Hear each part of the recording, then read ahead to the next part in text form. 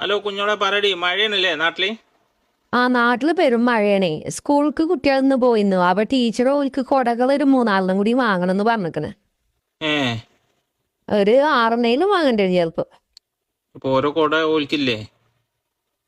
ഓരോ കൊട ഊയിക്കണ്ടേ. പിന്നെ ബുക്കൊക്കെ വാങ്ങിന് ഓരോ കൊട ഊയിക്കണ്ടേ.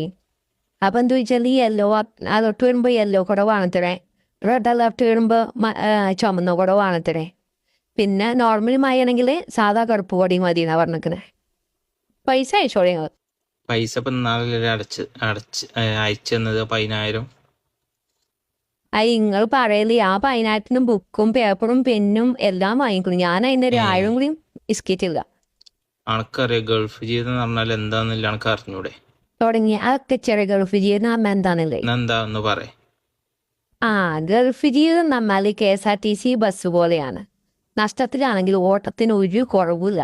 എന്നാലോ ഇത് നഷ്ടത്തിലാണെന്ന് പറഞ്ഞാൽ ഒരു കുഴിപ്പോഴും വിശ്വസിക്കൂല. അതാണ് പ്രവാസി നന്നായി അല്ലേ? ഇതല്ല നിങ്ങൾ പറയാൻ നിൽക്കുക. ഇതന്നെയാണ് ഗൾഫ് ജീവിതം, പ്രവാസികളുടെ ജീവിതം എന്ന് പറഞ്ഞാല് ഇതന്നെയാണ്.